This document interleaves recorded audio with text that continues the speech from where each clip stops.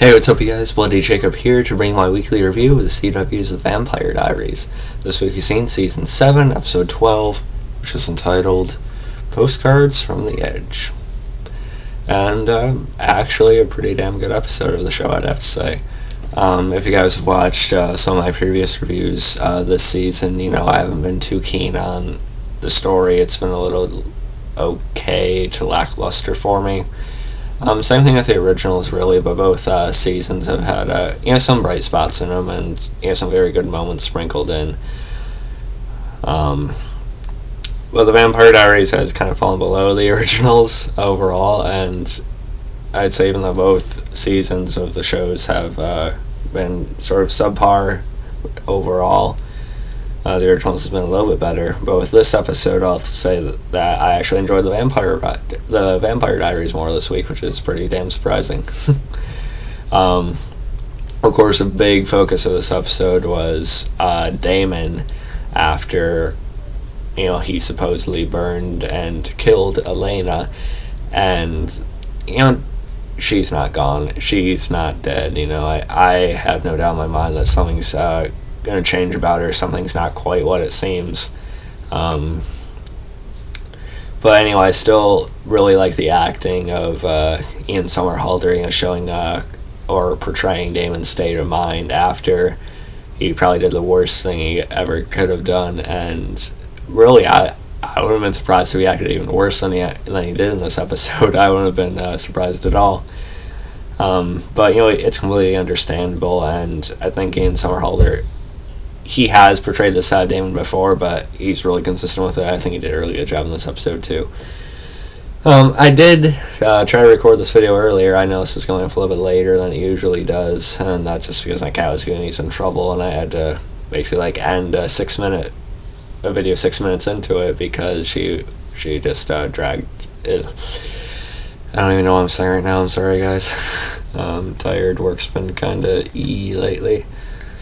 But anyway, I know you guys don't care about my personal life. But the show opens. We get a scene reminiscent of ones we've seen before of Damon laying in the road, car stopping, guy checks on him, guy or girl, but this time it's a guy.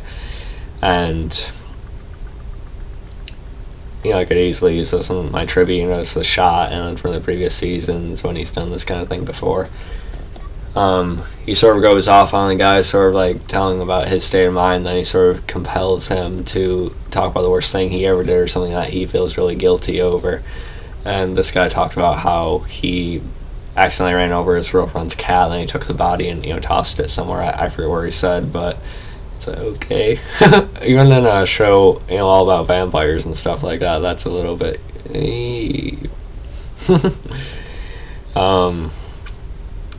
Then Damon talks about how he burned his girlfriend alive in her sleep, and that sounds even worse than what it actually is in their world in reality.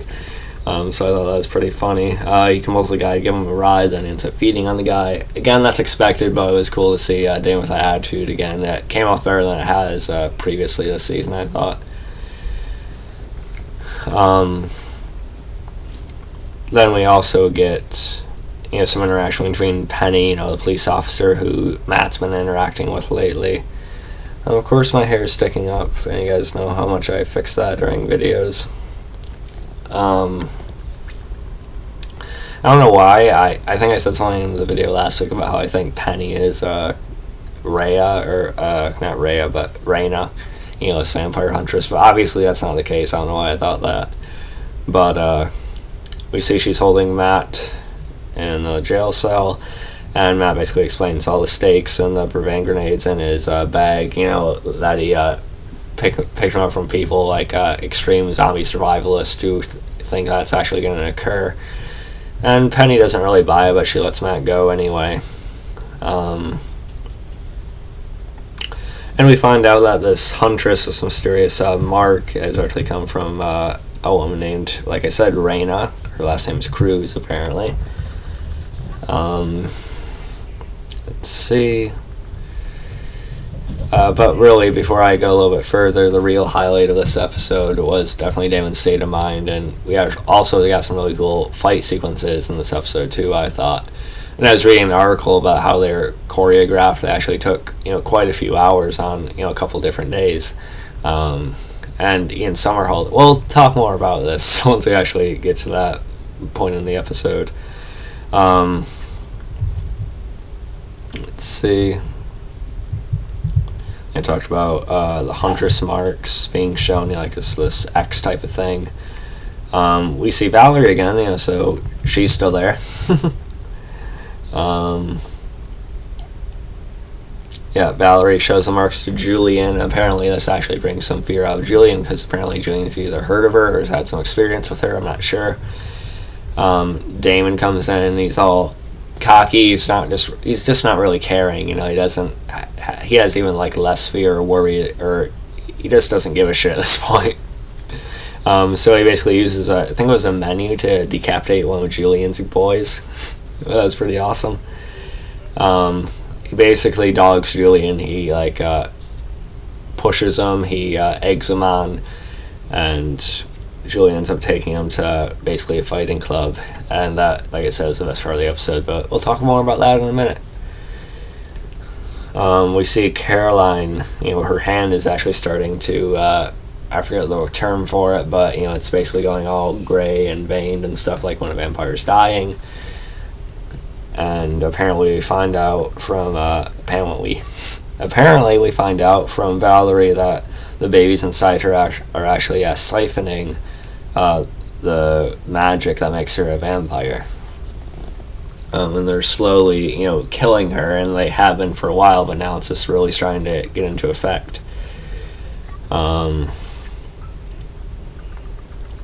I said, Julian takes Damon to the fighting club, basically. I would say fighting pits, but it wasn't a pit. It's basically just this board, and everyone's around it cheering and stuff.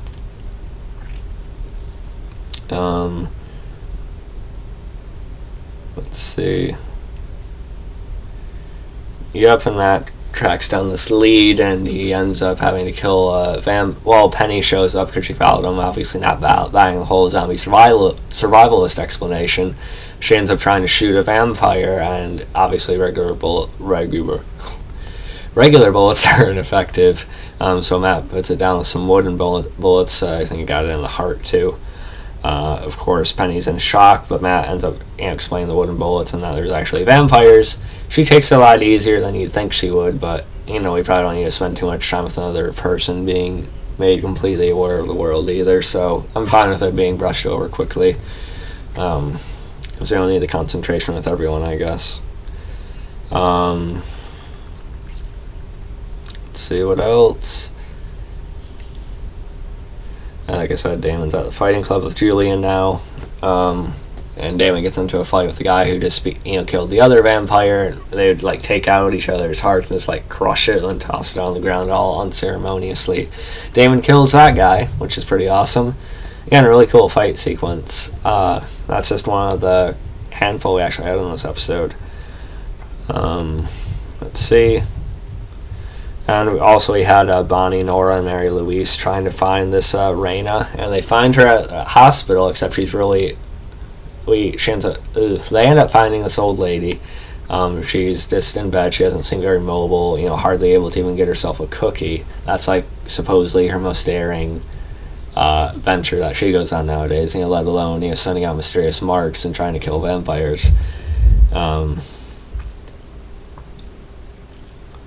Let's see. Oh yeah, if you guys didn't know, I took a lot of notes for this episode. Let's see. Alright. And Damon fights this guy named Sam. He was one of the best fighters at his club, apparently.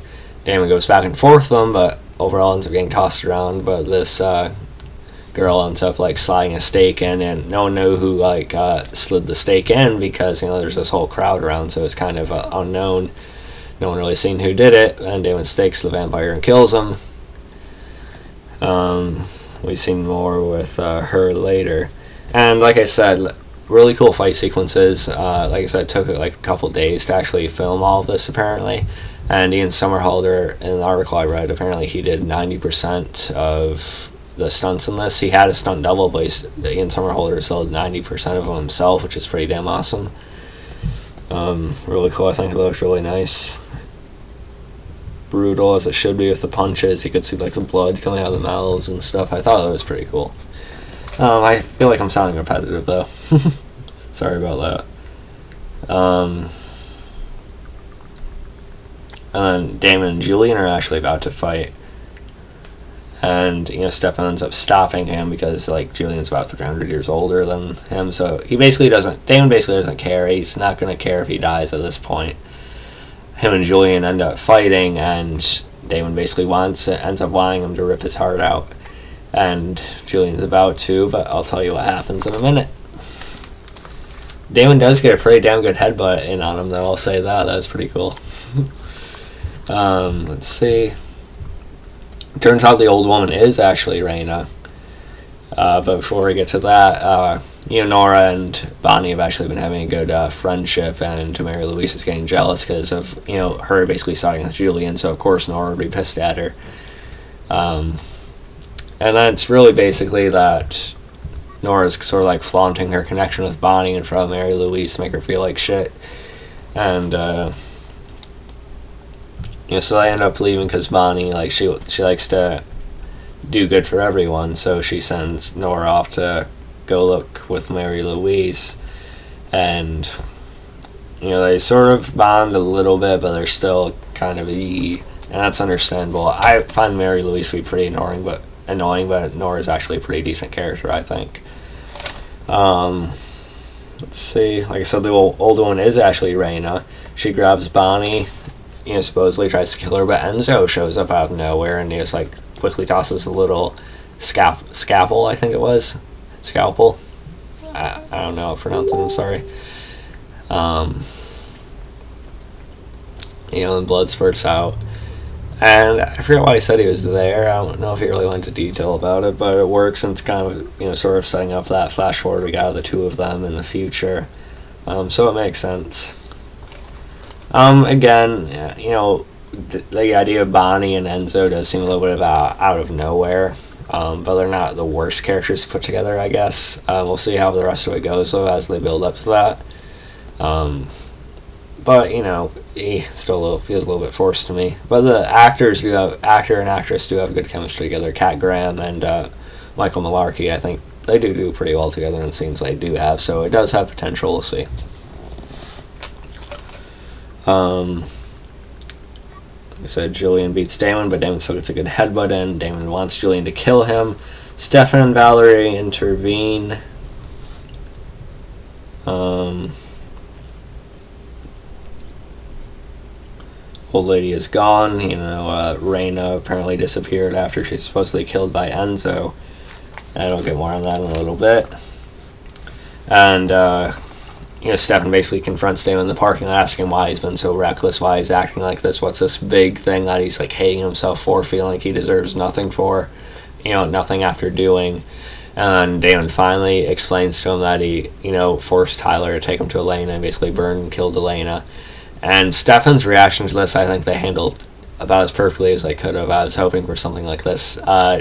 Stefan just punches Damon, just, like, quite a few times, actually, pretty, hard hits too, so I was happy about that. Not that I like Damon getting that, but even though I support the idea of Damon and Elena, I still do appreciate the connection Stefan and Elena had throughout the years, and Stefan's feelings for Elena have actually hit me in certain moments, even when I do prefer Damon and Elena together. Just their idea of them still being friends and their connection I still had despite not being in a relationship, it still gets to me. So I like Stefan's reaction to finding out about Elena, basically being dead, supposedly. Let me see, wait. Yeah, we get a really nice scene of, Paul Wesley did a great job in the scene too, breaking down the car. Valerie shows up. And she basically tells him that he can't go kill Julian because of how many money he has. It'd be suicide. But Stefan's just determined, and I was happy about that. Let's see, Matt and Penny bond a little bit more. Who knows? They might kiss at some point. I don't know. I don't really care about Matt, to be honest. He's a likable character, but like I've said before, he's just one of the more underdeveloped ones that's still there for some reason. But it looks like he might be actually getting some more serious changes to his character this season. We'll see.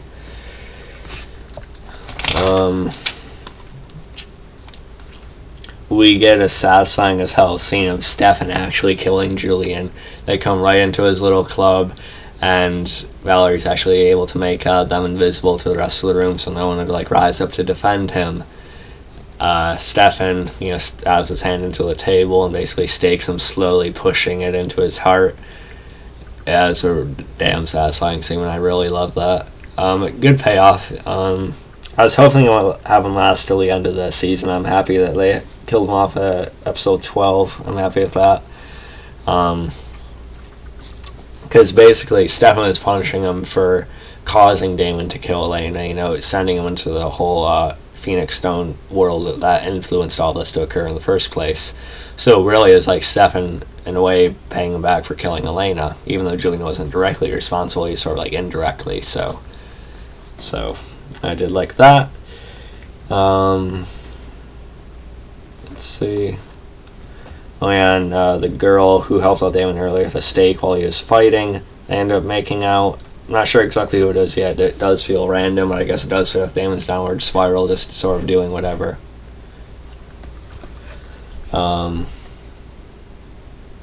We see Enzo burn the old Rayna's body, and the younger form walks out and basically presses against the glass. So I don't know how well Enzo knows this character. We'll see more about what goes on between them. But based on the previews, we're going to get a lot of Rayna next week. She looks pretty damn kick-ass, if I do say so myself. And it looks like they're going to be noting that she actually has a resemblance to some of the Petrovas, or the Petrova doppelganger line, of course, Catherine and Elena and Tatia and stuff like that. So that should be interesting, give Damon a connection to her. Yeah, there you go. And she's showing the flash forward, too, so that's pretty cool. So overall, really good episode, probably one of the best of the season by far, I'd say. Better than this week's episode of the originals. So I hope you guys enjoyed it too. Sorry about the lateness of my review. I apologize. But if you guys enjoyed the video anyway, you can follow me on Facebook, Twitter, MoviePilot, and look for inspoiled.com. I'll catch you guys next time for the originals review, and peace.